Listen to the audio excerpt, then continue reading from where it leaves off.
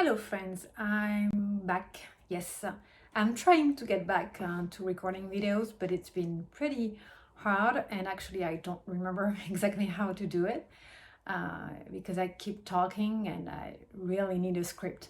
So I thought I must start with a tag actually, a book tag, so it can help me, to stay on the tracks and not to talk about so many things and get this really long video.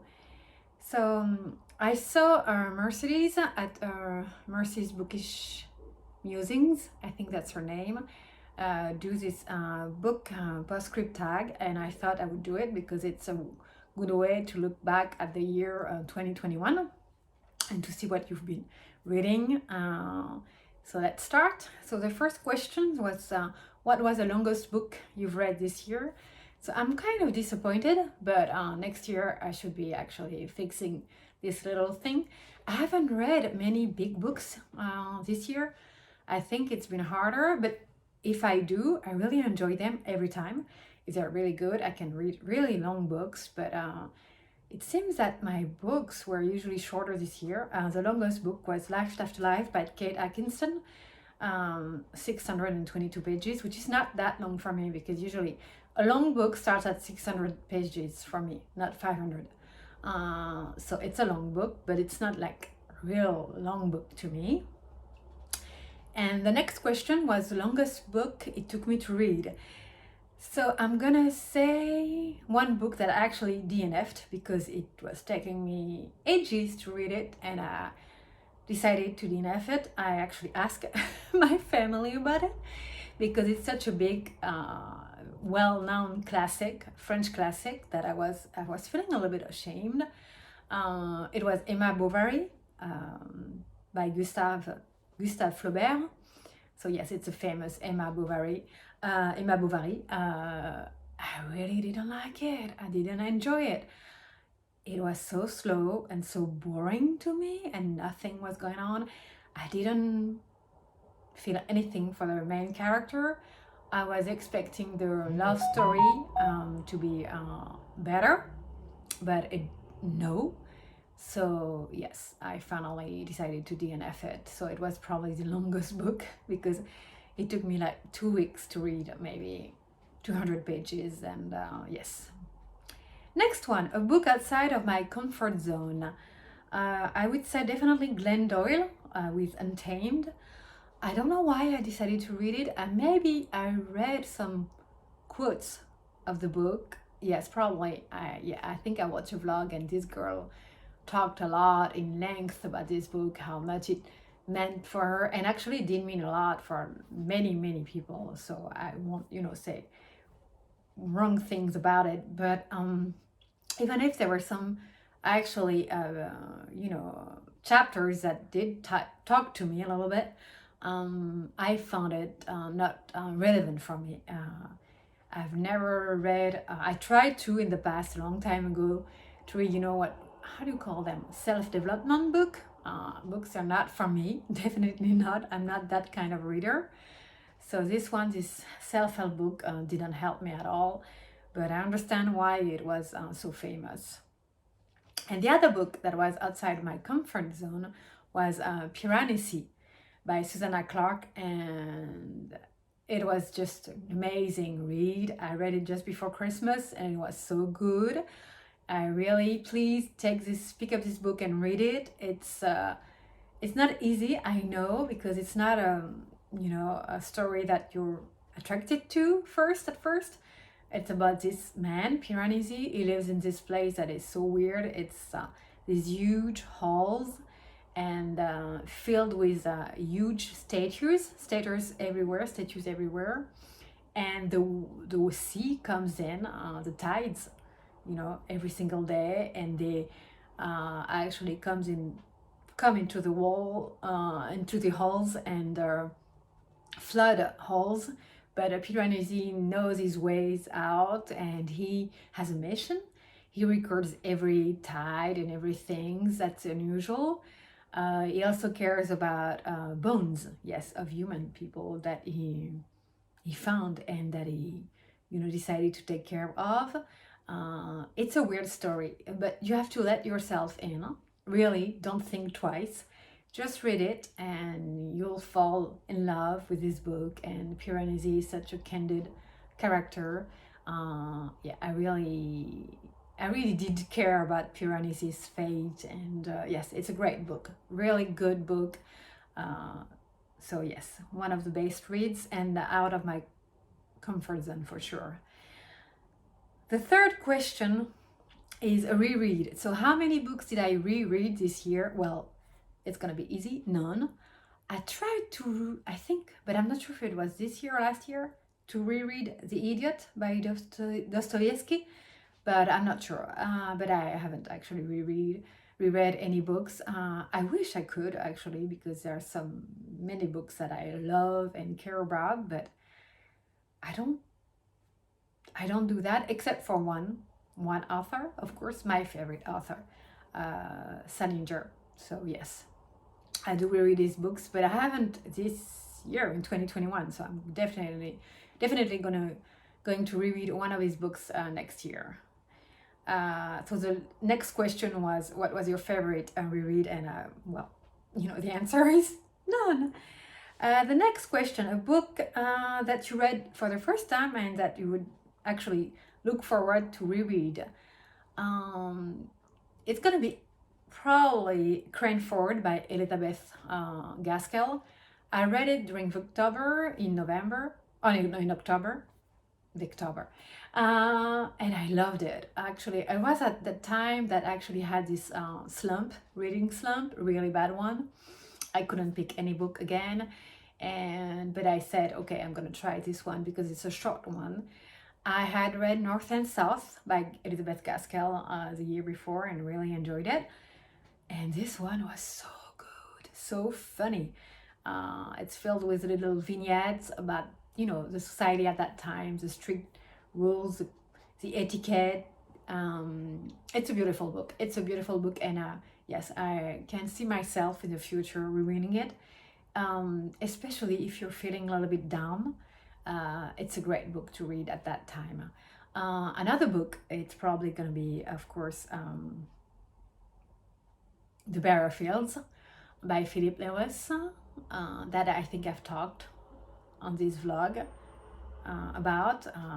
I read it in the beginning of the year and enjoyed it so much. And the last book is maybe Beautiful World, Where Are You by Sally Rooney. I read it in September and really enjoyed it. I know that some people didn't like one of the characters, Felix, but I really liked him.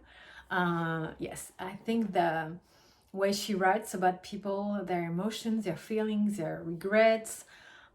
Yes, it's a really good book, and it takes place in Ireland, and it's a place where I really would love to go back. And yes, I can see myself reading it in the future too. My favorite single short story or novella, I read Sabrina and Corrida by Kelly Fajardo-Anstine, and really loves this collection. Sabrina and Corrida is such a good short stories collection. If you can read it, just do it. And there were two short stories I really enjoyed. I thought about Rebetti's first. It's about this little girl that she doesn't want to visit her half brother.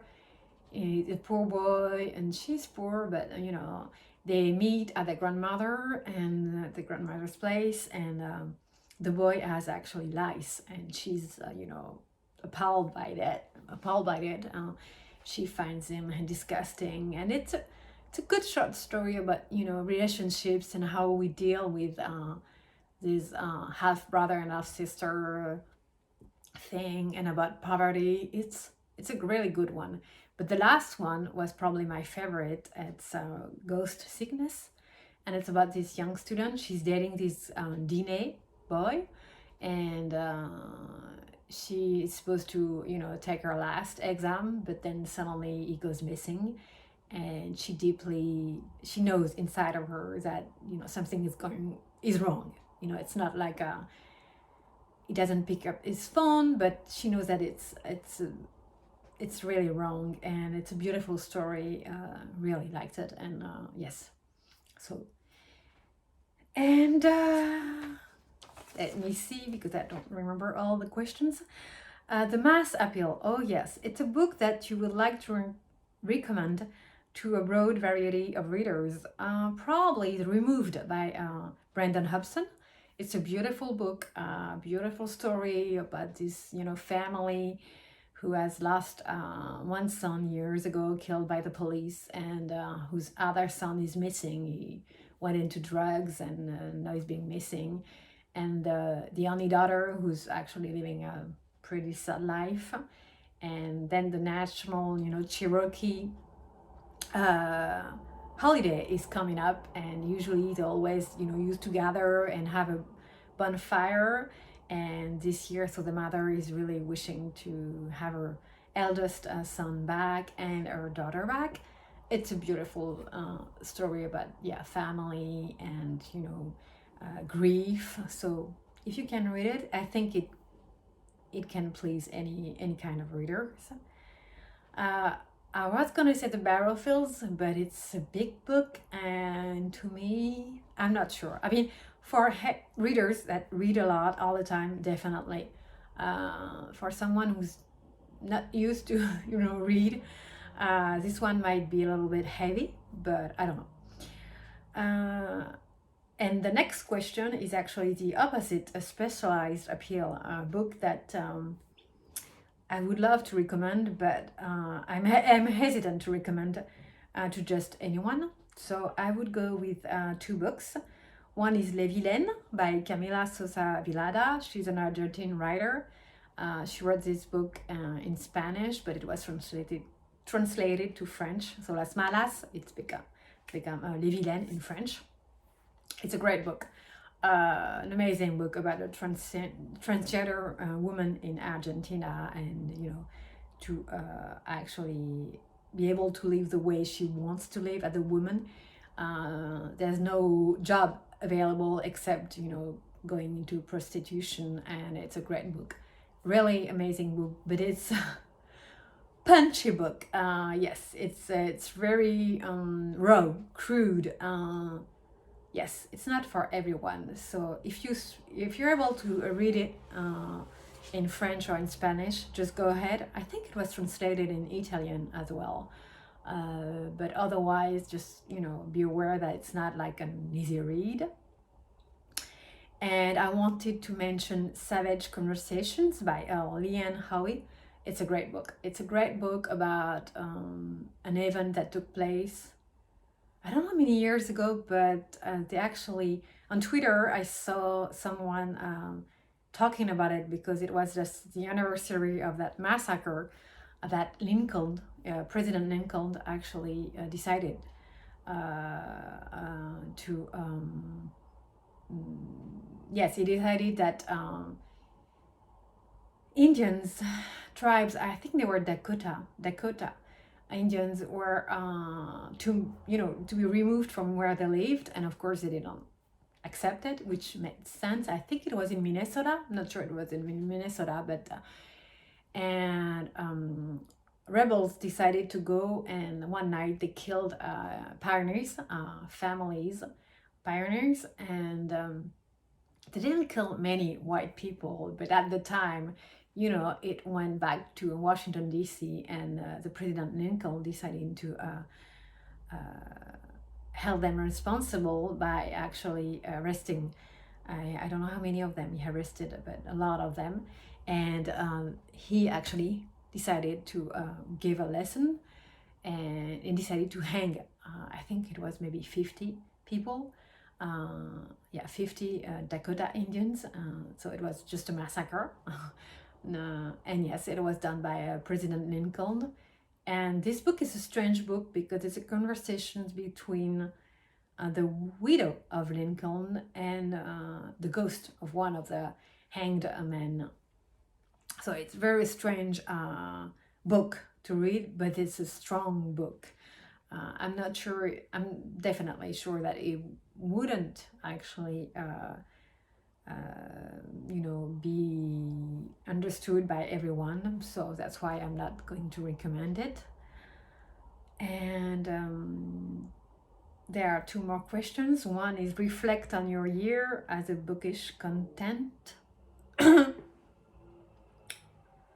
As a bookish content, there's one word missing. My year. So I read actually 109 or 8 books, I'm not sure, which it's a good number. Not as much as I used to 2 years ago, but still, I'm okay with it.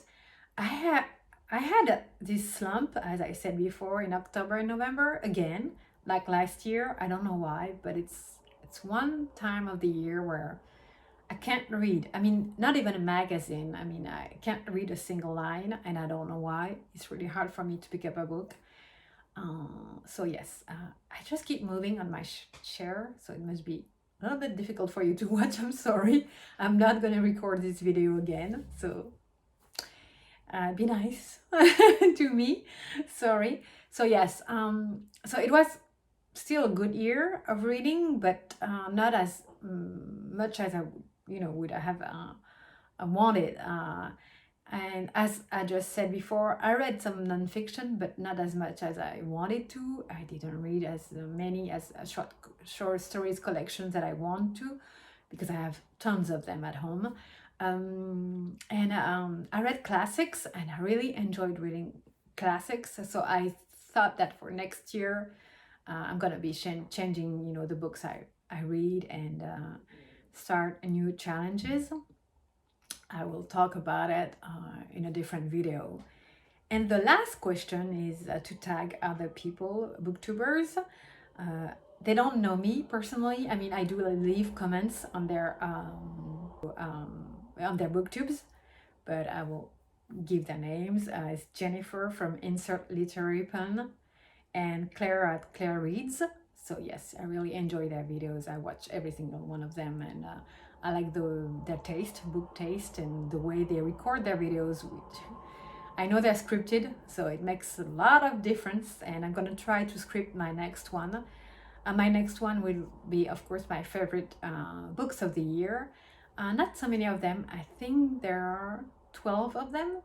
Yes, out of 108. So, of course, I could talk about more books, but these ones are still, in my heart after all the time. Some of them I've read them like almost a year ago. So it's gonna be my next video. Until then, take care, and if it's not up by the new year, but I think it will be, a happy new year, and I hope this next year will bring you a lot of joy and health and good reads. Bye.